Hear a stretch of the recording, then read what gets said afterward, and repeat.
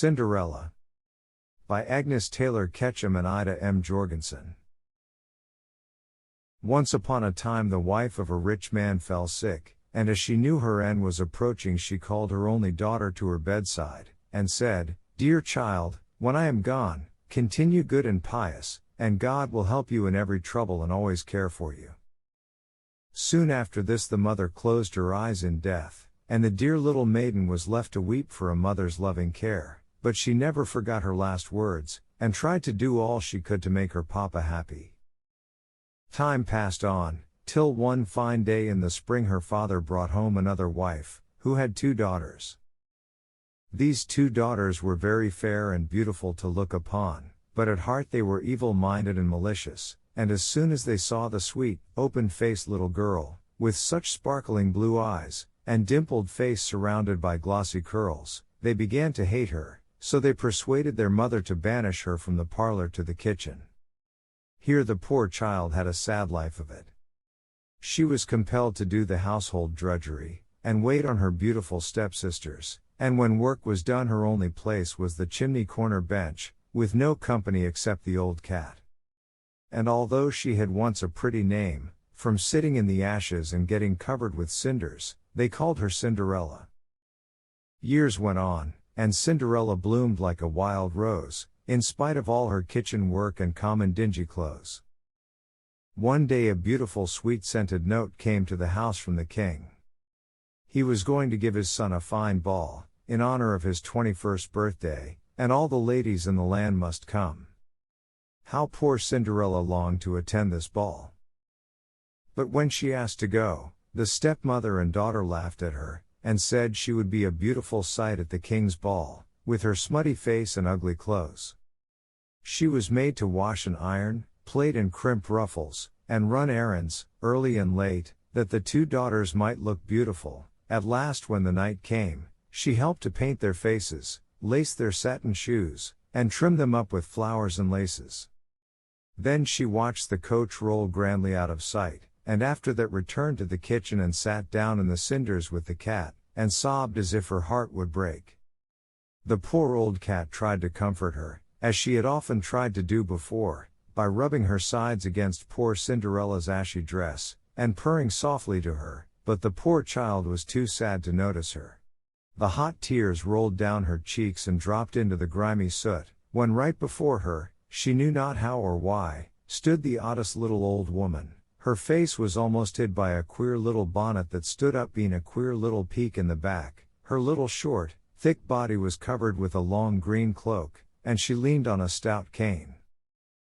As Cinderella looked up, the good fairy, for such she proved to be, said, "Why do you cry?" "It is so very lonely here," Cinderella said, and sobbed again.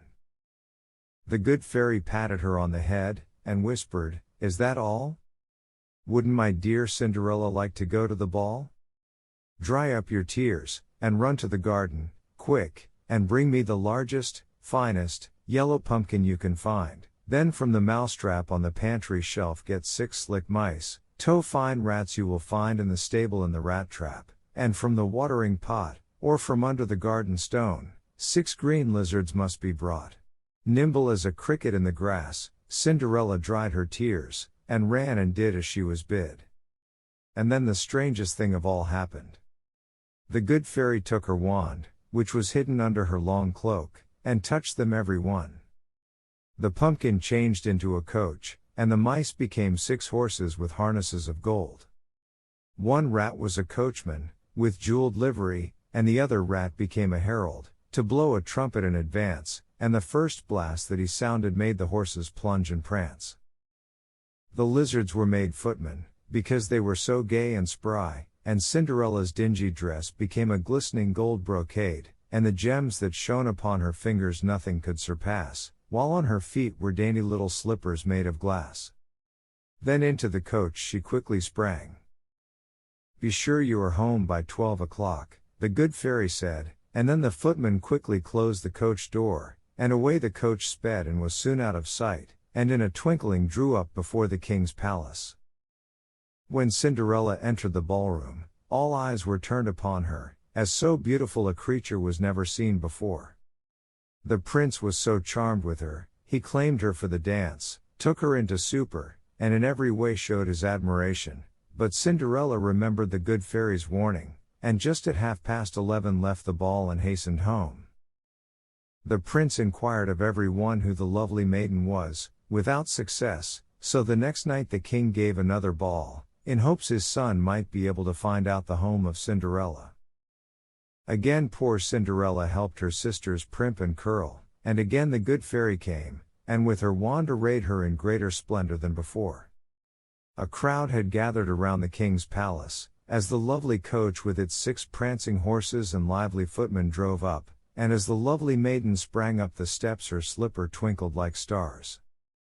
Again the prince was all attention, and chose only her for waltz or tete-a-tete, and the moments flew quickly. She did not dream of it being so late, until she heard the bell begin to strike. Then she remembered what the good fairy had said, and quickly as a swallow's flight she fled, but alas! In her hurry she dropped one tiny slipper on the steps. When she reaches the street she was just in time to see her coach changed into a pumpkin, and her 6 horses changed to mice, and her beautiful brocade changed into her cinder dress. The prince had followed her to the door, hoping to see which way she went, but he only saw a poor little dirty girl, all covered with cinders, walking down the street. He found the glass slipper, and made the proclamation that the country should be searched, and any lady who could wear the slipper should come to the palace to live. So everybody tried it, until they came to Cinderella's home.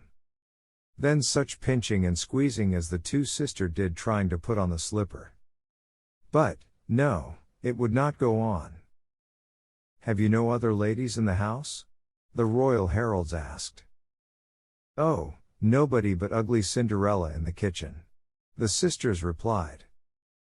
"Well, she must try, as our orders are to miss no one," they said, and from the kitchen Cinderella stepped, and seating herself on a low stool she slipped the slipper on with ease, and from her pocket took its mate. Then the sisters cried, and stormed, and scolded in anger, while the courtier, without thinking, laughed from behind his hat, for here was all the evidence the prince had asked complete, the 2 little slippers made of glass an exact fit for the 2 little feet. When the courtiers took the news home to the king and prince, and told them where they had found the little beauty, there was great excitement at the court. Soon after this, Cinderella was brought to the king's palace, and given lovely clothes, such as only princesses wear, and was ever loved and petted for her goodness. Thanks for watching. Did you enjoy reading this story? Please click like and subscribe for more English stories.